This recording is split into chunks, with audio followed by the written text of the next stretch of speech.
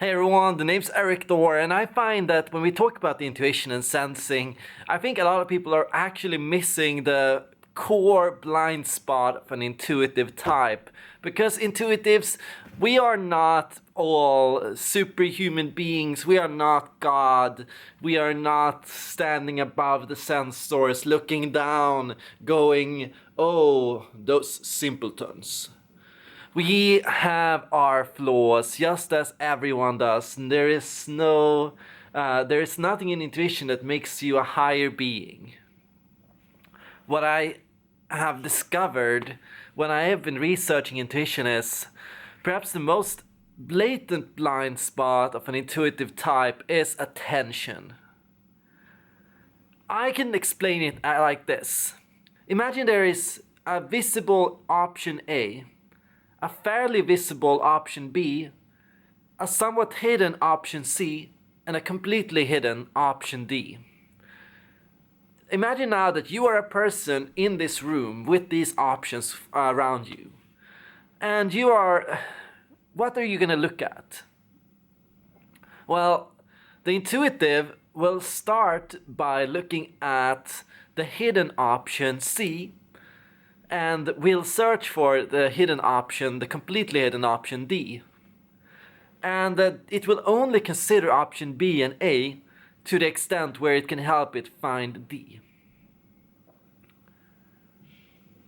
The intuitive starts with what's hidden in every puzzle. We are looking at, okay, what don't I know? What isn't said here? What is hidden here? What's not visible here? Intuitives are searchers and seeker types in a sense that we are looking for finding hidden information, hidden data everywhere. And our most blatant blind spot is simply attention in that scope of the word. Because we are in many degrees blind to option A. And a lot of the time what I notice is an intuitive tends to stop listening very quickly in a conversation. Intuitives might hear option A, but it often goes outside their outer ear. And often they will hear option A once, and then they will stop listening. They will never hear option A again.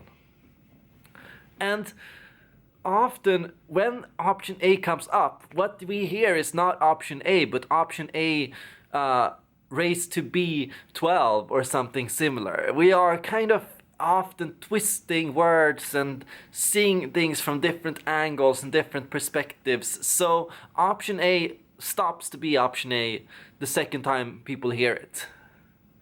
It becomes warped, and our perception of the world is constantly being warped. The intuitive has a warped perception of reality. Now, of course, you could argue that everyone has a slightly warped relation to reality, because your five senses can only construct a version of the reality, not the actual reality. But I would argue that the sensor's perception of reality is at least more based on accurate sensory data, where the intuitive's perception of reality is based on approximations. What I can find when I'm studying intuition and sensing is also that the intuitive ceases to take in information because the intuitive prefers to use the imagination. It's not just that an intuitive finds hidden data more valuable. It's that they prefer to just imagine what's real. Even if the information is completely served to us, spoon-fed to us, we don't want to take it. We don't want the spoon. We want to imagine it. We want to have the abstraction of the spoon. And we want to come to our own conclusion. We want to think for ourselves, and we want to have our own idea of what's going on. And that means in an environment where everything is spoon-fed to us and where everything is certain, the intuitive is still going to want to think for themselves and come up with that solution on their own. The sensor can use imagination. This is often forgotten. It's not that they are blind to reading between the lines. It's not that they can't do it. It's that on the average, the sensor finds the imagination to be somewhat troubling to use. it's draining in its nature, because no matter how many ideas you get, ideas cannot fulfill the sensor's thirst for experience. No matter how many creative inputs you come up with, no matter how many associations you make, no matter how many deductions you make, if you can't get something real, you're not gonna feel full. And you're gonna keep on searching, and you're gonna keep on wanting that bite. The sensor wants the bite quicker. And they have little patience for imagination for the sake of imagination. Intuitives, we love the imagination for the sake of the imagination, and we find imagination completely fulfilling in itself. The intuitive doesn't need to use the imagination to fill them up, in a sense. They don't need to use it to get sensory data. It's imagination for the sake of the imagination. Attention only for the sake of boosting the imagination. We pay attention not because what the other person is saying is data, and because we find hearing data and taking in information to be positive, but because what the other person might say might trigger a thought in us, an association, an idea that gets our minds rolling. It is the case overall that an intuitive will have overall worse eye contact and worse listening skills and worse data retention skills. It's true overall that the intuitive is going to tune out quicker in class, often because they will hear a word or a sentence and they will start extrapolating on it. So when you ask the intuitive what they remember from class, what you said, what you'll find is that the intuitive is going to sometimes remember inaccurately. Sometimes the intuitive forms their own idea about what is being said. Not what's said, actually, but what they thought when they heard it. And that's also a question of marvel for me. Sometimes hearing what other intuitives remember, because what you remember is interesting. And what intuitives tend to remember is things that are of subjective value to them. Intuition is inherently a lot more subjective than sensing. Sensing is based on objective, real information. Intuition is based on what you want to hear, and what you think you want to learn, what you want to discover.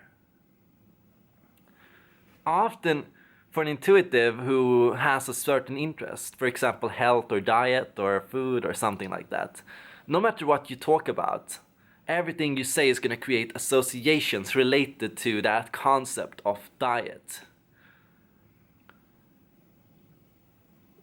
The intuitive understands the world based on the intuitive's interests, the intuitive's fascination. For the intuitive who has a certain interest, for example video gaming, anything that it picks up on will be and will trigger positive associations related to video gaming. And it can help fill their holes. If they are missing information on something related to video gaming, information about food can give them an association that relates to gaming. And that's also the thing here. Often the perception of the intuitive is a lot more based on your personal interests, where for the sensor, it's based on objective interests. What is the most fun, enriching activity in this situation? It's generally the key that there are differences between introverted and extroverted intuitives and extroverted and introverted sensors. But on the whole, on the basis of interest, sensors are all in consensus, and intuitives are all in consensus on completely contradicting values, their interests. The values of an intuitive, the interests of an intuitive are different than the interest of a sensor. And this is the biggest divide in the MBTI. The intuitive sensor divide is the biggest divide in the Myers-Briggs and the typological community. Not because that these types are in conflict. On the contrary, it's generally the case that intuitives are more likely to be in conflict with one another than that intuitives will be in conflict with sensors. On the general, sensors are pursuing their interests in their parts of the world, and intuitives are pursuing their interests in their part of the world. And there is generally no conflict here, because it's people living in completely different rooms, focused on completely different things, doing completely opposite ideas, exploring completely different ideas. Intuitives are far more likely to clash with one another, because even if you share two similar interests and the other person has a different idea than you have, of course that is what creates the basis of conflict in society.